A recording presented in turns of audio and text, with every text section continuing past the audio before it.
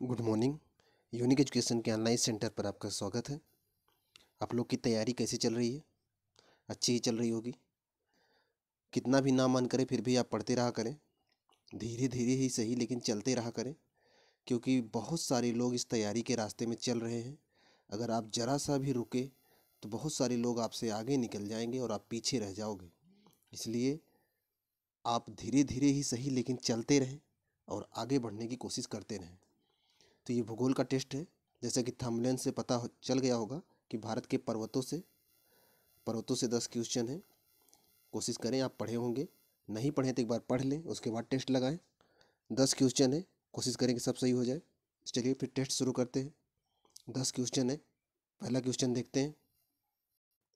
Question ध्यान से देखें और आंसर सोचें, फिर हम आंसर बताएंगे आपको।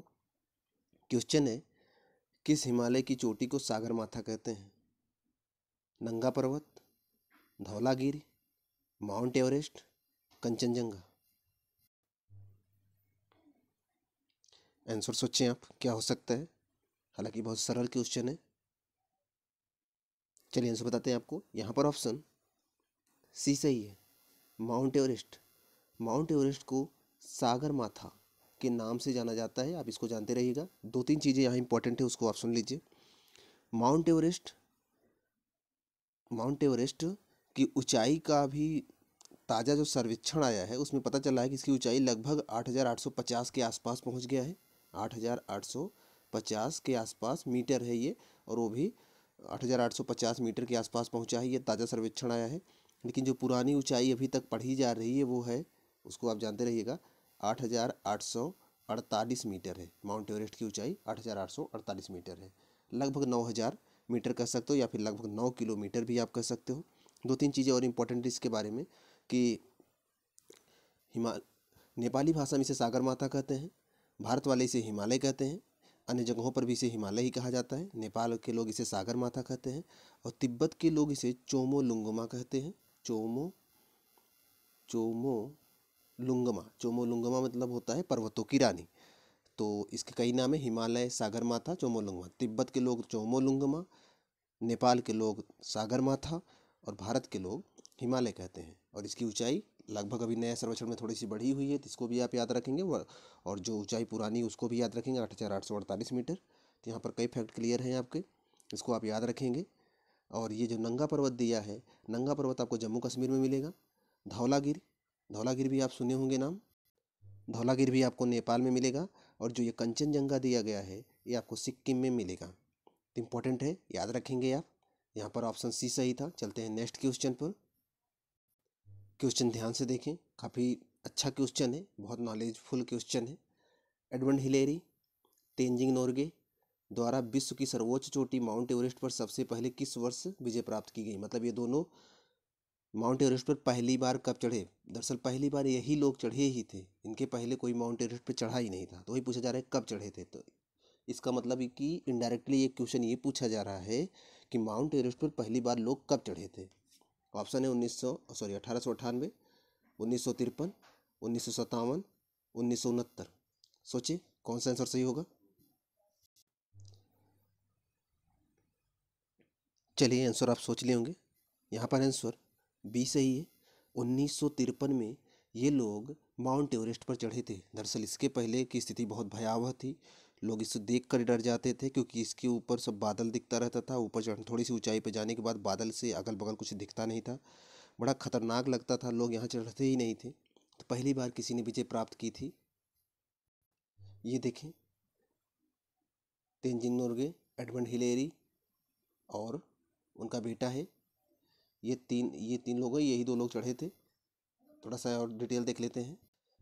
यहाँ देखें आप, यहाँ देखें, न्यूजीलैंड के सर एडमंड हिलेरी। सबसे पहले तो आप ये याद रखेंगे कि जो चढ़ने वाले थे न्यूजीलैंड के थे, हिलेरी। और नेपाल के शेरपा बोले जाते हैं, एक जाति होती है जो पर्वतों पर चढ़ती है, पर्वतों की चढ़ाई करती है या पर्वतीय क्षेत्र में रहते हैं, उन्हें शेरपा बोले जाते हैं। तो शेरपा तेंजिंग नोर्गे 29 मई 1953 को माउंट एवरेस्ट पर पहुंचे और दुनिया भर में इस अविश्वसनीय उपलब्धि को देखा है। सर एडमंड हिलेरी अपने बेटे पीटर हिलेरी के साथ आउटलुक से बीबीसी आउटलुक एक न्यूज़ चैनल है, उसे शेयर किया था। तो उनका जो बेटा था उसका नाम है पीटर हिलेरी। तो यहाँ पर जो आपको बताया गया कि 1953 में चढ़े थे ये लोग, एक तो न्यूजीलैंड का था और एक नेपाल के थे तेनजिंग नोर्गे, और न्यूजीलैंड से थे एडमंड हिलेरी। तो आप ये दोनों चीज़ें याद रखेंगे, इंपॉर्टेंट है ये। और एक फैक्ट और बता दें कि 1990 में उनका बेटा जो था वो माउंट एवरेस्ट पे चढ़ा 1990 में। तो ये पहली बार इतिहास बना कि एक पिता और पुत्र दोनों माउंट एवरेस्ट पे चढ़ने वाले पहले ये जोड़ी बन गई, माउंट एवरेस्ट पे चढ़ने वाले तेनजिंग नोर्गे और उनका बेटा। तो यहाँ पर ऑप्शन बी सही था, इसको आप याद रखेंगे। चलते हैं नेक्स्ट क्वेश्चन पर। क्वेश्चन ध्यान से देखिए, आप इसको पढ़े होंगे कई बार। नंदा देवी चोटी है, नंदा देवी चोटी, एक मिनट, नंदा देवी चोटी है असम हिमालय का भाग, कुमायूं हिमालय का भाग, नेपाल हिमालय का भाग, पंजाब हिमालय का भाग। सोचें, नंदा देवी किसका हिस्सा है? सोचें। चलिए आंसर बताते हैं आपको। यहाँ पर ऑप्शन बी सही है, कुमायूं हिमालय का भाग है। एक बात जानते रहिएगा, जो नंदा देवी है उत्तराखंड में है, तो असम तो उत्तराखंड से जुड़ा ही नहीं है। असम तो आप जानते हो दूसरी तरफ है, पूर्वी तरफ, तो ये तो कैंसिल हो गया। दूसरा, नेपाल, जब वो नेपाल देश ही है और वो नंदा देवी भारत में है, तो ये भी कैंसिल हो गया।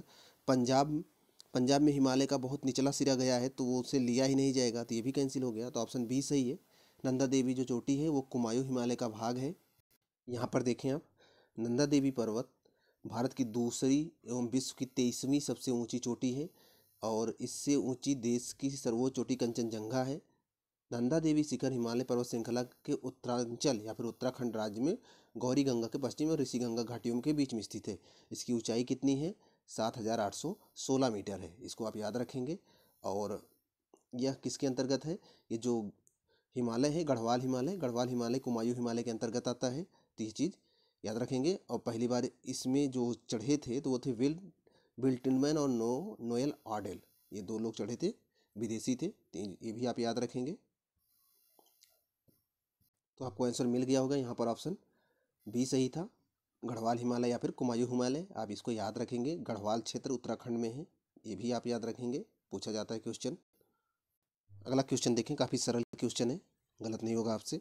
हिमालय पर्वत की एक श्रेणी अराकानियोमा कहाँ स्थित है? Balochistan, Myanmar, Nepal, Thailand. सोचिए। चलिए आंसर बताते हैं आपको। यहाँ पर ऑप्शन बी सही है, म्यांमार। भारत के मैप में, भारत का मैप ऐसे अगर बनाए, उत्तराखंड अलग होगा, उस इधर से जब शुरू होता है तो ये वाला जो पूर्वी क्षेत्र है, अरुणाचल प्रदेश, नागालैंड, मणिपुर, मिजोरम, ये जो क्षेत्र है, इसी क्षेत्र से इसी क्षेत्र से अलग होता है म्यांमार। म्यांमार और भारत के जो टच पॉइंट हैं, म्यांमार और भारत का जो टच पॉइंट है, उन्हीं टच पॉइंट से एक पर्वत श्रेणी गुजरी हुई है, उसी का नाम है अराकानियोमा, इसको आप याद रखेंगे। ऑप्शन बी सही है, काफ़ी सरल क्वेश्चन है ये। चलिए क्वेश्चन देखिए, थोड़ा सा टफ हो सकता है आपके लिए, अगर ध्यान से पढ़े होंगे तो गलती नहीं होगी। क्वेश्चन देखें, जम्मू कश्मीर में स्थित निम्नलिखित पर्वत श्रेणियों को, एक मिनट, जम्मू कश्मीर में स्थित निम्नलिखित पर्वत श्रेणियों को का पूर्व से पश्चिम की ओर क्रम होगा? जास्कर श्रेणी, पीर पंजाल श्रेणी, काराकोरम श्रेणी, लद्दाख श्रेणी। लद्दाख श्रेणी कह रहा है इनका पूर्व से पश्चिम आप क्रम लगाएं। चलिए आंसर आप सोच लिए होंगे, हम आपको आंसर बताते हैं। अगर आप नहीं सोच पाए, वीडियो पॉज करके सोच लीजिए, ये गलत नहीं होना चाहिए, थोड़ा अपने दिमाग पे जोर डालिए, क्या पढ़े हैं आप। चलिए आंसर हम बताते हैं। यहाँ पर ऑप्शन सी सही है, 3, 4, 1, 2। दरअसल यहाँ मैप देखें आप, मैप में आपको दिख रहा होगा ये जम्मू कश्मीर का पार्ट है। जम्मू कश्मीर के पार्ट में ये वाला पार्ट यहाँ से ऐसे शुरू होगा और यहाँ तक आएगा, ये है काराकोरम। इसके जस्ट थोड़ा सा पीछे शुरू होता है लद्दाख, और इसके थोड़ा सा पीछे शुरू होता है जास्कर, और सबसे नीचे यहाँ शुरू होता, यहाँ है पीर पंजाल।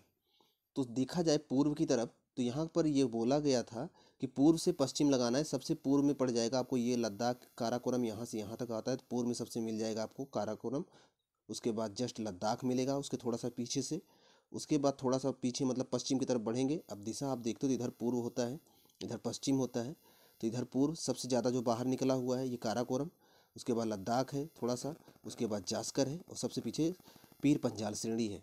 तो याद रखेंगे, ऑप्शन सी सही है, इंपॉर्टेंट है, याद रखेंगे। चलते हैं नेक्स्ट क्वेश्चन पर। क्वेश्चन ध्यान से देखें, ये भी सरल क्वेश्चन है, गलत नहीं होना चाहिए। भारत की सर्वोच्च पर्वत चोटी कौन सी है? गाडविन Austen, Kanchenjunga, Nanda Devi, mount Everest. सोचें।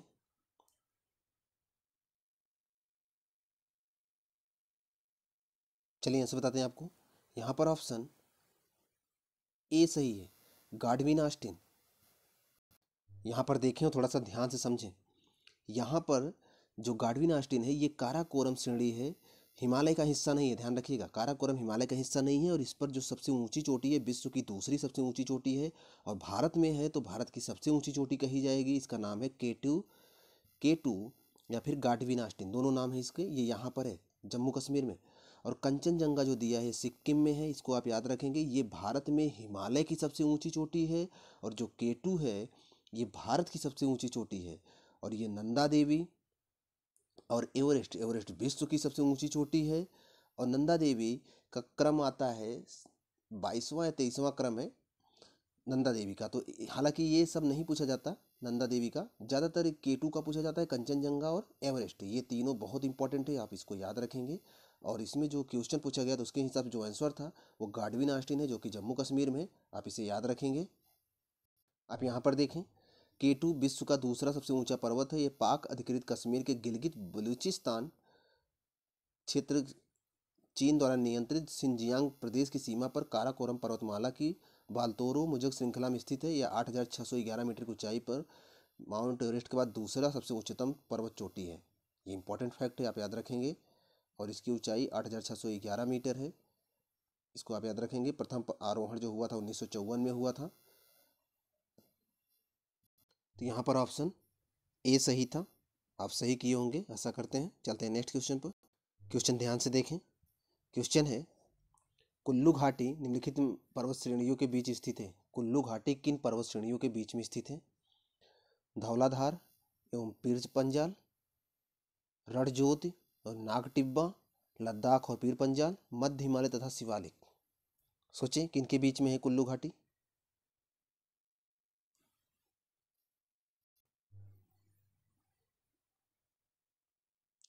चलिए आप आंसर सोच लिए होंगे, हम आपको आंसर बताते हैं। यहाँ पर ऑप्शन ए सही है, धौलाधार तथा पीर पंजाल के बीच में कुल्लू घाटी है जो कि पर्यटक स्थल है, पहली बात। दूसरी बात, ये हिमाचल प्रदेश में है, पर्यटन क्षेत्र के लिए विकसित किया गया है, आप इसको याद रखेंगे। धौलाधार और पीर पंजाल श्रेणियों के बीच में स्थित। अब यहाँ पर देखें, यहाँ पर देखें ये वाला क्षेत्र जो दिख रहा है, ये वाला क्षेत्र ये हिमाचल प्रदेश के अंतर्गत आएगा। और यहीं पर धौलाधार और पीर पंजाल श्रेणियाँ हैं, इन्हीं के बीच में यहाँ पर कुल्लू मनाली है, याद रखेंगे। कुछ पर्वत चोटियाँ हैं, मनसालू, एवरेस्ट, मकालू, कंचनजंगा और काराकोरम, लद्दाख, जास्कर, धौलागिरी, अन्नपूर्णा, नंदा देवी, बंदरपुंछ, ये सब आप याद रखेंगे, बहुत इंपॉर्टेंट चीज़ें हैं, इन सबको याद रखेंगे। चलते हैं नेक्स्ट क्वेश्चन पर। तो यहाँ पर ऑप्शन ए सही था। चलते हैं नेक्स्ट क्वेश्चन पर। क्वेश्चन देखें, थोड़ा सा टफ हो सकता है आपके लिए। क्वेश्चन है, उत्तराखंड का सबसे ऊंचा पर्वत शिखर कौन सा है? बद्रीनाथ, केदारनाथ, कामेत, नंदा देवी। सोचिए।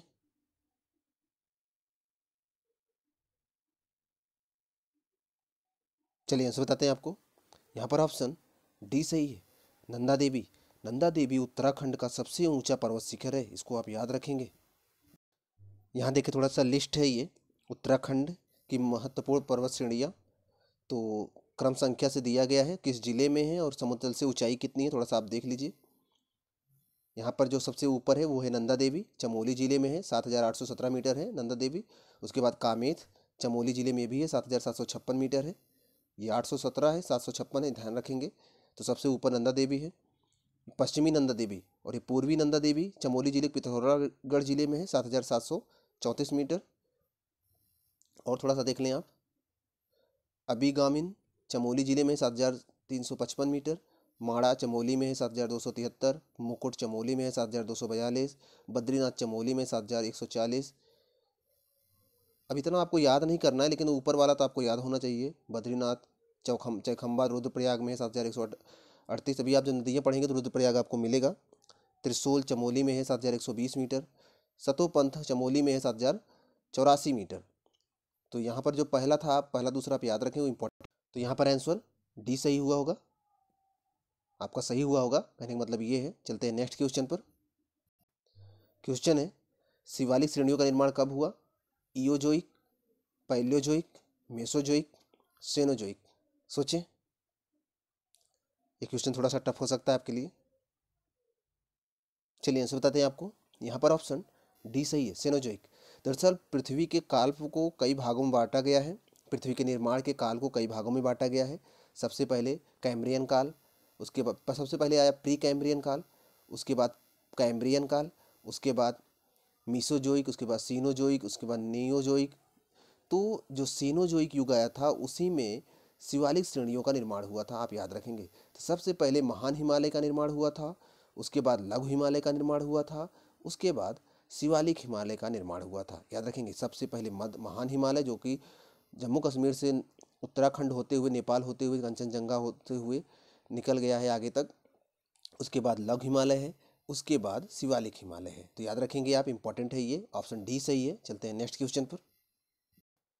क्वेश्चन ध्यान से देखिए, लास्ट क्वेश्चन है, गलत नहीं होना चाहिए। हिमालय का दूसरा सबसे ऊंचा पर्वत शिखर कंचनजंगा भारत के किस राज्य में स्थित है? असम, उत्तराखंड, सिक्किम, हिमाचल प्रदेश। अगर आप ऊपर ध्यान से देखे होंगे तो ये गलत नहीं होगा आपसे। और लास्ट क्वेश्चन है, कोशिश करो कि गलत ना हो, काफ़ी सरल क्वेश्चन भी है ये। चलिए आपको आंसर बताते हैं। यहाँ पर ऑप्शन सी सही है, सिक्किम में है। कंचनजंगा सिक्किम में है, जो कि हिमालय के, भारत में हिमालय की सबसे ऊंची चोटी है। हमने आपको कुछ फैक्ट बताए, आप उसको याद रखेंगे। विश्व की सबसे ऊंची चोटी माउंट एवरेस्ट, विश्व की दूसरी सबसे ऊंची चोटी K2 है, जो कि भारत में ही है, पाक अधिकृत कश्मीर में। तीसरा क्वेश्चन, भारत में हिमालय की सबसे ऊंची चोटी, तो वो है कंचनजंगा, कंचनजंगा जो कि सिक्किम में है। अगला क्वेश्चन, दक्षिण भारत की सबसे ऊंची चोटी, तो वो है अनाईमुदी, जो कि अन्नामलाई पहाड़ी पर है। अगला क्वेश्चन, भारत की दक्षिणतम चोटी, तो वो है महेंद्रगिरी, ये भी याद रखेंगे। अगला क्वेश्चन, नीलगिरी पर्वत की सबसे ऊंची चोटी, तो वो है दोदा बेट्टा, आप इसको भी याद रखेंगे। अगला क्वेश्चन, अरावली पर्वत की सबसे ऊंची चोटी, तो उसका नाम है गुरु शिखर, इसको भी आप याद रखेंगे। तो कई इंपॉर्टेंट फैक्ट हैं जिनसे क्वेश्चन बहुत आते हैं, तो इन सबको आप याद रखेंगे और आशा करते हैं कि क्वेश्चन आपसे गलत नहीं हुआ होगा, आप अच्छे से पढ़ रहे होंगे। अगर आप चैनल पे नए हैं, चैनल को सब्सक्राइब कर लीजिए और ऐसे लोगों के पास शेयर कर दीजिए जो पढ़ाई एग्जाम में या फिर यूपीपी की खासकर तैयारी में जुटे हुए हैं, एसएससी की तैयारी कर रहे हैं, उनके लिए काफ़ी इंपॉर्टेंट सिद्ध हो सकता है। तो मिलते हैं आपसे नेक्स्ट वीडियो में, तब तक आप पढ़ते रहें।